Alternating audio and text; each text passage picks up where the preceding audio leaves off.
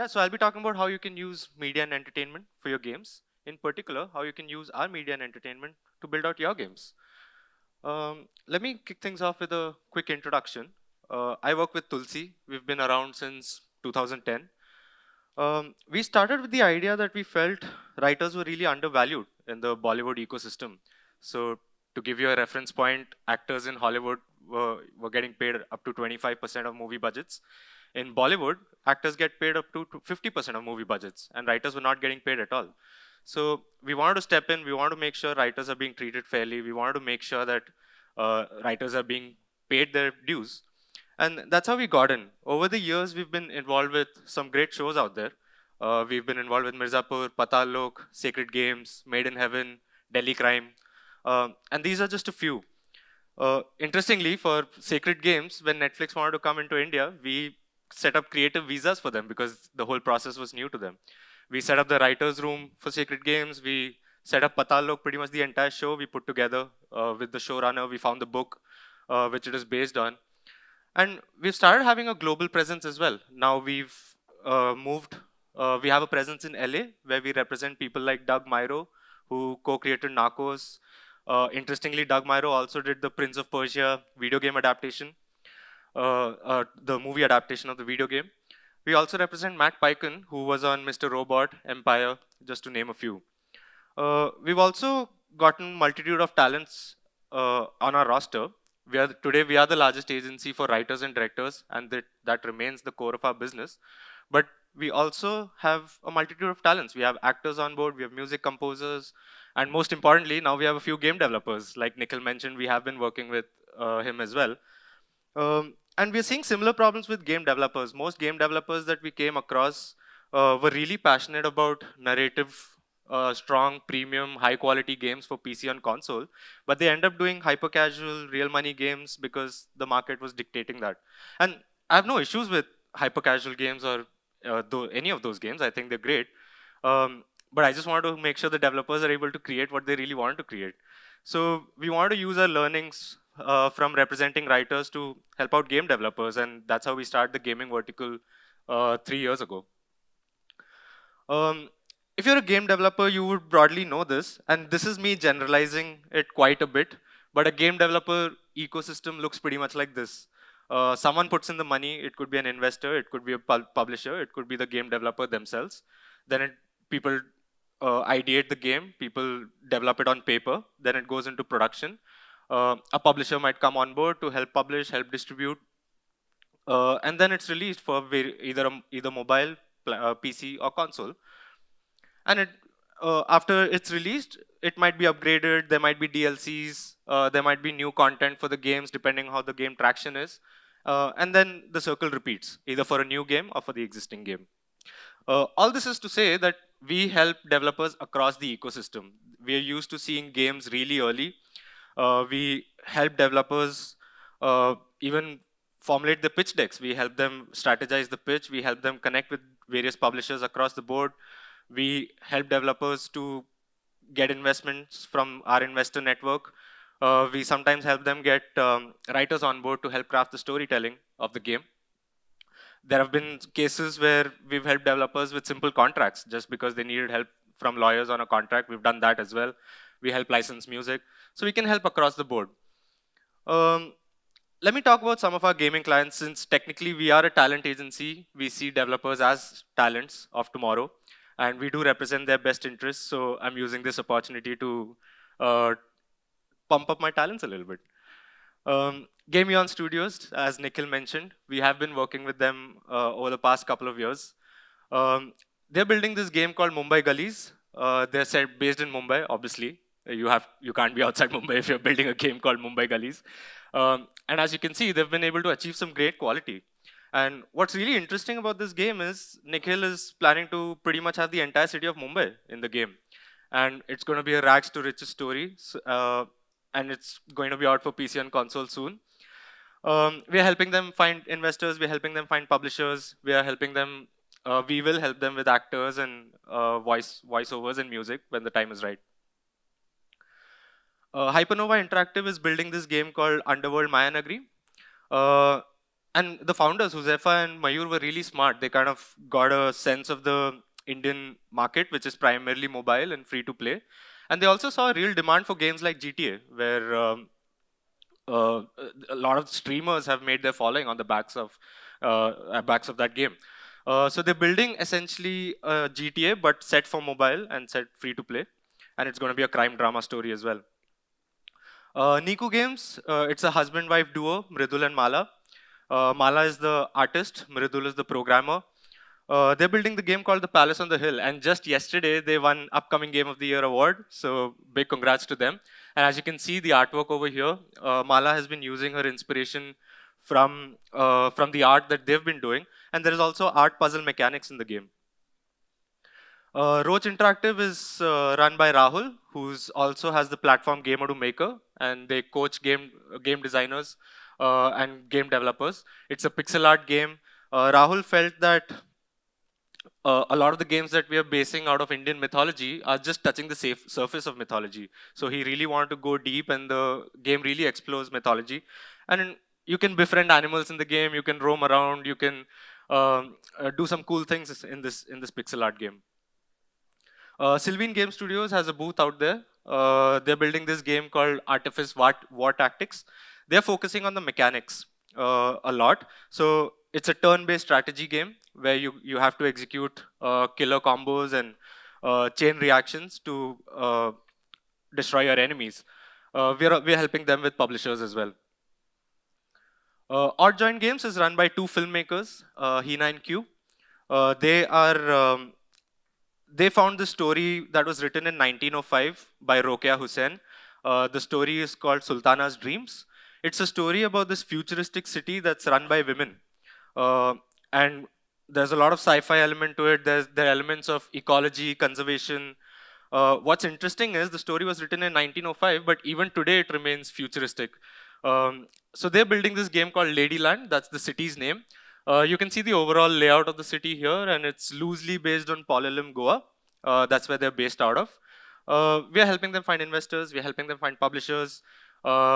We introduced them to Uniplay Digital. Mega, who's here from Uniplay, they're looking at co-development for this.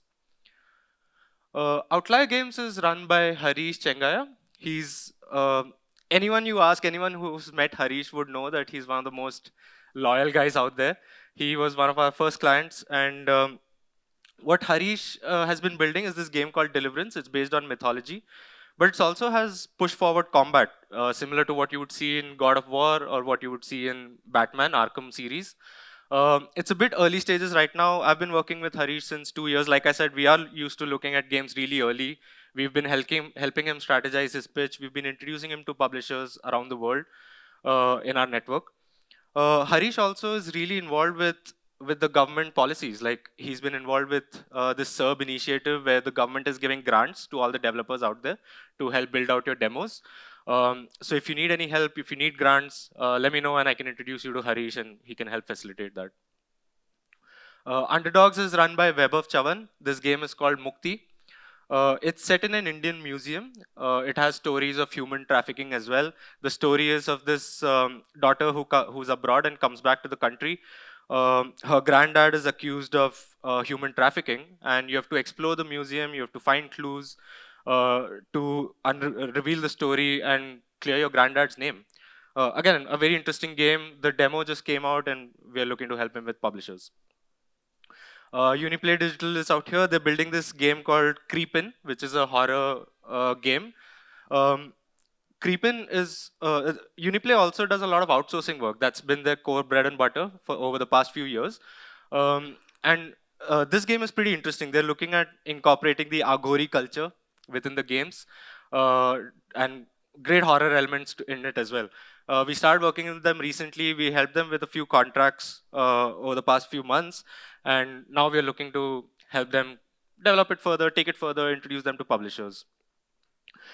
Whistling Woods is a filmmaking institute based in Mumbai.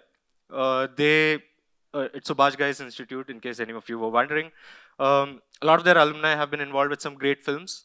They're building this game called Heads Off, which is a multiplayer 5 versus 5 game. And we are helping them out with publishers. Um, so there's been a lot of cross-pollination happening between media and entertainment and games over the past few years. A lot of film IPs have been converted to games. A lot of games are being converted into movies.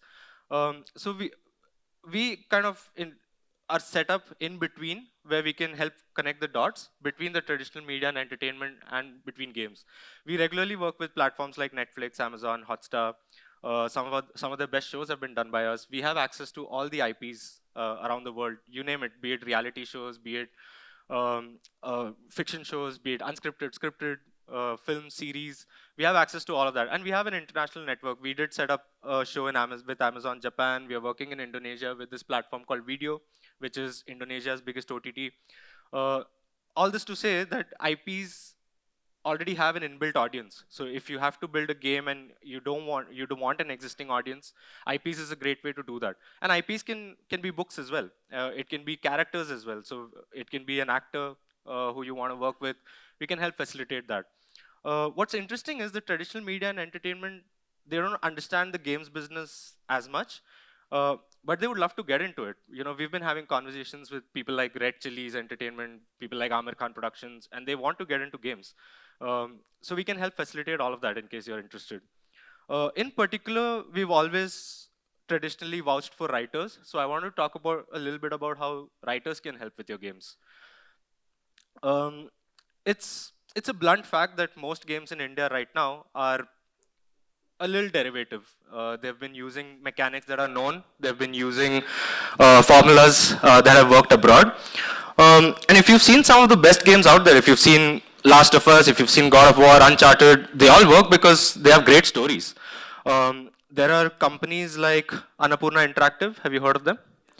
Yeah, so they've built a great business from great stories. They've been using film writers for their games. We have a great relationship there in case anyone wants an introduction. And yeah, it's a great business. So their games really stand out because of the stories, and the stories stand out because they've been using film writers to kind of build it out for them. So premium storytelling does make a difference. Even with Underworld Mayanagri and Hypernova Interactive, we were able to get one of our writers, Ameya Sarda, who wrote Inside Edge, which is an Amazon show. He wrote the story for Underworld Mayanagri as well. So we can introduce you to writers who can help with your stories and help get your games, help differentiate your games. And of course, there's a lot that you have to look for in writers. Film writers work very differently from game writers traditionally. In the film world, writing happens, and there may be one or two drafts with feedback, and then it goes into production. The writing is done. But in games, it works a little differently. There's a lot of back and forth that happens between writers and developers. It could be something as simple as a writer saying, writer making a character walk somewhere and the developer coming back saying you can't make him walk here. So there's a lot of back and forth that happens. In games, writing happens in spurts. Writers might work on the story for a few weeks, then the developers work on what he's written for a few months, then the writer might have to come back, reiterate, then the developer works on it again.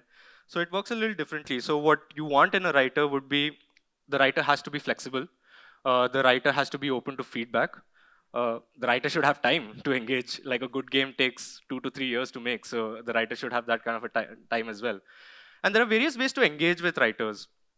I've seen cases where a lot of writers have been on a retainer, like on a monthly basis with developers. And that sometimes doesn't work because writing is a very creative process. So is game development. And the timelines always keep getting extended. So what you might have budgeted for a writer for the game, a lot of times developers tend to go over budget because the writing doesn't finish in time, not the game development. And if you're on a monthly retainer, it might not work out for you. So we do advise developers to engage with writers on a milestone basis, which might be, like the first milestone might be plot, second milestone might be plots plus characters, third milestone might be the entire story. So we usually encourage developers to engage with writers on a milestone basis. And this is where we can help advise you on what might work, what might not work. We can work with you on what your game budget is and what kind of a writer and a genre are you looking for, and work backwards from there. So I've already mentioned a lot of this, but just to kind of reiterate, we like coming in early so that we can help you with the creative process. We have people like Outlier Games. We've been working with them from a concept stage to kind of help take the game further. We do have a network of publishers around the world. Annapurna Interactive is just one I mentioned, but we have relationships with a lot of publishers. We have relationships with platforms, Xbox, PlayStation. Um, we have relationships with investors as well. So depending on what you're looking for with your game, we can help you out. Um, our strength has been narrative-driven games. We are open to all kinds of genres, but since we are known for our stories and content, usually we would prefer to work with those kind of games. But always open to talk to people who are looking at other games as well. We can help you negotiate. So, publisher coming into India, new time developers, the contracts might be very skewed towards the publishers. If I don't know how many of you are aware, but most cases the publisher would want 100% recoup of their investment before they share revenue with you. So these are some of the terms that we can help you with. We do have a legal team. We have lawyers who can help negotiate. We have lawyers who can help you with your contracts. Um, Ideally, you would want a 50-50 revenue share from the start, but for most first-time developers, to be honest, it is tough. We can also help you source talents, be it actors, be it music composers, be it writers. We can help you source music through licensing. Games like GTA have a library of music. When you get into the car and in the radio station, music is playing. We can help you get licenses for a library of music from all these labels. We can help you source IPs for a lot of your games. In case there's an IP that you're interested in, movie, book, series, we can help you get the license for that as well. And we can help develop business for you. Like a lot of you out there are outsourcing companies who are doing art outsourcing development. We can help develop business for you through the relationships that we have. Yeah, and my colleague Navneet is here as well. That's my email IDs. If you have any questions, feel free to ask. If you want to reach out to me, feel free to reach out. And yeah, would love to help out with your games and hear what you guys are up to. Thanks. It's working? Yeah. Okay, yeah. Thanks a lot, Akash, for such an insightful session. Guys, we'll be opening it up for Q&A now. We've got ample amount of time. Thank you for finishing on time, even through the technical glitches. So anyone has any questions for Akash? Anyone? No one? Okay. Okay, yeah. So you mentioned like getting studios in touch with writing talent. Have you considered expanding that to other aspects of game development in the future, like art talent or design talent as well? Yeah, so we do have a few animators on board as well. Like we do represent a few animators. But the idea is that we just started out. So it is a vertical that we're building out for a lot of people. So we are in touch with, for example, a few NFT platforms where we are helping artists come on board with the NFT. I know a lot of developers here might hate NFTs and metaverses, but we do help out there as well. And over the years, the idea is that we would want talents across the board. Pretty much whatever it takes to build out a game, we would want that on board. Can I have your name? Surya. Surya. I'm actually a lead designer for Roach Interactive's game. Oh, nice. Mayu. So yeah, I'll probably talk to you after the. Definitely. Because I see like writing and game design often are very intertwined in the industry. Yeah. And to be a good game writer, understanding game design means you don't have to go back and forth with the developers as much. Yeah. So you understand where the player is coming from and you write to match the design. Yeah. So those kind So of. that's roles also are- something you have to look for in writers. Like writers, one must criteria is they have to play games. Definitely, they have to know the industry a little bit. And the second criteria is that they may not know game development that well. They know the film side of it and they know how that works. But as long as they're flexible, they can work with the game designers to collaborate and build it out. Yeah. There's a question. Yeah. Yeah, so my question is about the licensing that you mentioned about music, and you also have like a pool of music composers that you connect with us. Yeah. So, like, do you work with studios like who compose music or do sound design and all, or is it more like people who have submitted you a library and then that is what gets provided to the games? So usually there are different needs of a developer. So a need might be that they need a lot of songs. Like a GTA would need a lot of songs, like hundreds of songs to kind of build out the library. In those cases, we would connect them to a music label, let's say Universal, Sony Music, whoever. They have a library of songs, and we usually try to do a blanket library deal. There are other cases where someone needs an original track for their game, or they might need something for a trailer or for an ad. In those cases, we have a few music composers who might fit. For example, we represent Shashwat, who did the music for Uri. He won the national award there, and he's interested in games. So he's someone who could help. So it would depend on your need, and we can work both ways. And like the implementation would be then the call of the developer itself, right? The composers will not be involved in that, or like would it be a So involved in what? the implementation of music in the games? So would Yeah. That'll be up to the developer. Okay. Yeah. Again, it's something we work backwards with you on. Like, we'll have a conversation on what's your requirement. Then we would advise that, okay, why don't you do this rather than that? And then it'll be a little bit of a conversation there. But in the end, it's all in a contract before you engage with the music that you have the rights to do whatever you want with the song. Essentially, you're hiring the developer, a music composer to build the song for you. So it's up to you how you want to use it. Okay, thanks. No problem. Anyone else? We still have about a couple of minutes, so we can take one more question and we can conclude. Anyone else has any questions? Nope. Cool. Okay, so Thanks, guys. thanks a lot, Akash, for connecting people and making the gaming world a better place.